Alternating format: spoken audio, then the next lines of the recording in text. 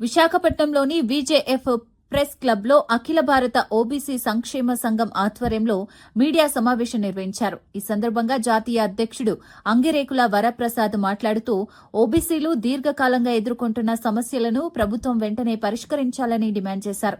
చట్టసభల్లో ఓబీసీలకు ప్రత్యేక రిజర్వేషన్ కల్పించడమే కాకుండా ఓబీసీ మంత్రిత్వ శాఖను ఏర్పాటు చేయాలని కోరారు.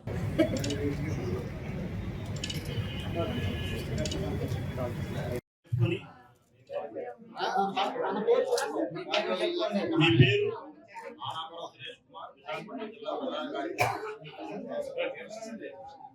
అను నేను ఈ రోజు నుండి క్రియాశీలకంగా ఓబీసీ వర్గాల బీసీ వర్గాల సామాజిక చైతన్యానికి అంగిరేకుల వరప్రసాద్ యాదవ్, అఖిల భారత ఓబీసీ సంక్షేమ సంఘం జాతీయ అధ్యక్షుడు. ఈ దేశంలో 54% పైగా జనాభా కలిగి ఉన్నటువంటి ఓబీసీల యొక్క జనాభా లెక్కల్ని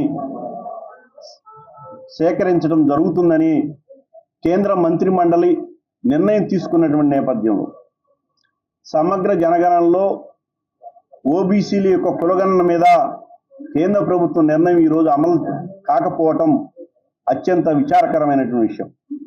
ఇది ఈ దేశంలో 54% పైగా ఉన్నటువంటి ఓబీసీలను అవమానపరచడం. ఏదైతే కేంద్ర మంత్రి మండలి తీసుకున్న నిర్ణయం మరి ఈరోజు అమలు కాకపోతే దేశం మీద దీని యొక్క ప్రభావం ఉంటుంది. మంత్రి మండలి యొక్క నిర్ణయాలే అమలు కాకపోతే ఈ దేశంలో మరి ఏ నిర్ణయాలు అమలు చేస్తారనేటువంటి అపవాదుని కేంద్ర ప్రభుత్వం బీజేపీ ప్రభుత్వం మూటగట్టుకోవాల్సిన పరిస్థితి ఉంటుంది. 27% మంది ఓబీసీ వర్గాలకు చెందినటువంటి మంత్రులు ఈరోజు కేంద్ర ప్రభుత్వంలో బాధ్యతలు నిర్వహిస్తా ఉన్నారు. తొలిసారిగా ఈ దేశంలో 27 మంది కేంద్ర మంత్రులకు భారతీయ జనతా పార్టీ ప్రభుత్వం అవకాశం కల్పించింది. దానికి ప్రధానమంత్రి నరేంద్ర మోడీ గారు ధన్యవాదాలు చెప్తున్నాం. కానీ ఈ దేశంలో ఓబీసీల యొక్క అస్తిత్వాన్ని గుర్తించేటువంటి ఓబీసీల యొక్క జనాభా లెక్కల అంశాన్ని ఈరోజు కేంద్ర హోం మంత్రిత్వ శాఖ విడుదల చేసినటువంటి గజెట్ నోటిఫికేషన్లో కాలం నెంబర్ 12లో ఏదైతే గృహాల యొక్క స్థితిగతులు, గృహ అవసరాల కోసం వినియోగించేటువంటి పరికరాల యొక్క స్థితిగతులు, లెక్కల యొక్క వివరాలను నమోదు చేసేటువంటి కాలం నెంబర్ 12లో గృహ యజమాని ఎస్సీ ఎస్టీ వర్గానికి చెందినవారా లేదా ఇతరులా అని పేర్కొనటం ఈ దేశంలో ఉన్నటువంటి ఓబీసీల మొత్తాన్ని అవమానం చేయటం కాదా అని ప్రధానమంత్రి వర్గాలకు సంబంధించినటువంటి జనాభా లెక్కల విషయంలో మరి వచ్చే నెల 15వ తేదీలోపు విధాన నిర్ణయం తీసుకోకపోతే మరి 17వ తేదీన పార్లమెంటును ముట్టడిస్తాం. అదేవిధంగా 18వ తేదీన మరి అఖిల భారత కాంగ్రెస్ కమిటీ కార్యాలయాన్ని కూడా ముట్టడిస్తామని ఈ సందర్భంగా కేంద్ర ప్రభుత్వాన్ని హెచ్చరిస్తా ఉన్నాం. కాంగ్రెస్ పార్టీని హెచ్చరిస్తా ఉన్నాం. మరి 50 సంవత్సరాలు పరిపాలించినటువంటి కాంగ్రెస్ పార్టీ దేశంలో ఓబీసీ వర్గాలకు కనీసం ఒక మంత్రిత్వ శాఖ లేదు. మరి ఎస్సీ ఎస్టీ మైనార్టీ వర్గాలకి ఆఖరికి జంతువులకు కూడా ప్రత్యేకమైనటువంటి మంత్రిత్వ శాఖ ఏర్పాటు చేసినటువంటి కాంగ్రెస్ పార్టీ ఈరోజు ఈ దేశంలో 54% ఉన్నటువంటి ఓబీసీలకు ప్రత్యేకమైన మంత్రిత్వ శాఖ ఏర్పాటు చేయకుండా, చట్టసభలో ఓబీసీలకు రిజర్వేషన్లు కల్పించకుండా, మరి మండల కమిషన్ సిఫార్సులు తొక్కిపెట్టి ఈ దేశంలో ఓబీసీ వర్గాలను సామాజికంగా, రాజకీయంగా, ఆర్థికంగా అణచివేసినటువంటి కాంగ్రెస్ పార్టీ విధాన నిర్ణయానికి వ్యతిరేకంగా మరి ఏఐసీసీ కార్యాలయం ముట్టబెట్టించబోతా ఉన్నాం. రాహుల్ గాంధీ గారు మాట్లాడతారు భారత్ జోడో యాత్ర పేరుతో దేశవ్యాప్తంగా ఈరోజు మాట్లాడినటువంటి సందర్భం.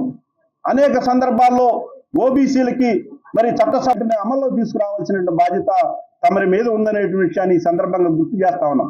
గత 2 సంవత్సరాలుగా మేము కూడా ఈ రాష్ట్రం యొక్క అభివృద్ధిని కాంక్షిస్తూ ఈ రాష్ట్రంలో ఉన్నటువంటి ఆర్థిక పరమైన సమస్యను గుర్తించి 2 సంవత్సరాలు కూడా మేము ఈ విషయాన్ని రాష్ట్ర ప్రభుత్వాన్ని గుర్తు చేయలేదు.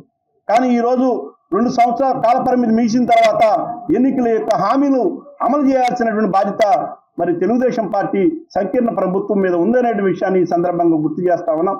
మరి అదేవిధంగా బీసీ వర్గాలకు సంబంధించి ఈరోజు బడ్జెట్లో ఏదైతే ఎన్నికల హామీ ప్రకారం మరి 30,000 కోట్ల రూపాయలు మంజూరు చేసేందుకు రాబోయే ఎన్నికల బడ్జెట్లో 30,000 కోట్ల రూపాయలు బీసీలకి ప్రత్యేకమైనటువంటి ప్రణాళిక, బీసీ ఉప ప్రణాళిక అమల్లో తెచ్చినటువంటి పార్టీ తెలుగుదేశం పార్టీ. ఆ దాన్ని అమలు చేయాలంటే పరిపూర్ణంగా ఈరోజు 30,000 కోట్ల రూపాయలు ప్రత్యేక ప్రణాళిక ద్వారా అమలు చేయాలి. దానికి బడ్జెట్ కేటాయింపులు చేయాలి. ఆ బడ్జెట్ను కూడా విడుదల చేయాలని కూడా రాష్ట్ర ముఖ్యమంత్రి గారు చంద్రబాబు నాయుడు గారు విజ్ఞప్తి చేస్తారు. శిష్టకరణం కార్పొరేషన్ గత ప్రభుత్వం ఇచ్చింది. ఈ ప్రభుత్వం ఇంకా ప్రకటించలేదు. అదేవిధంగా విద్యావంతులు ఈరోజు అన్ని కులాల్లో ఉన్నారు. బీసీగా స్టేట్ గవర్నమెంట్ పరిధిలో ఉన్నటువంటి విద్యా సంస్థల్లో కానీ ఉద్యోగాల్లో కానీ వారికి రిజర్వేషన్ అందుతుంది. కానీ అదే పద్ధతిలో కేంద్ర ప్రభుత్వం యూనివర్సిటీల్లో కానీ సెంట్రల్ గవర్నమెంట్ జాబ్స్లో కానీ ఈ ఓబీసీ జాబితాలో శిష్టకరణ కమ్యూనిటీని చేర్చకపోవడం వల్ల మన ఓబీసీ జాతీయ అధ్యక్షుల ద్వారా మా శిష్టకరణ కమ్యూనిటీని కూడా ఓబీసీలో చేర్చే విధంగా ఓబీసీ ఫలితాలను విద్యార్థులకు అందజేస్తే మీరు ఇచ్చే ఉచిత ఆయుధాలకు కాకుండా రేపు రాబోయేటువంటి కేంద్ర ప్రభుత్వం ప్రకటించినటువంటి జనగణన ఏదైతే కులాల వారి జనగణన ఉన్నదో అందులో సార్ చెప్పినట్టుగా మన 12వ అంశంగా శిష్టకరణాలని లేదా రజకులని మన నాయి బ్రాహ్మణుల్ని వివిధ వర్గాలు ఏవైతే ఓబీసీ పరిధిలోకి వస్తాయో వాటి కులాలని కూడా చేర్చవలసిందిగా కోరుకుంటూ విశాఖపట్నమే కాదు ఉత్తరాంధ్ర నుంచి మా శిష్టకరణం కమ్యూనిటీ ఏదైతే ఉన్నదో అంతా కూడా మా ఓబీసీ జాతీయ అధ్యక్షులు వారి అడుగుజాడల్లో మేము ముందుకు వెళ్తామని తెలియజేసుకుంటూ మేము ఆనాపురం సురేష్ కుమార్ శిష్టకరణ యువత.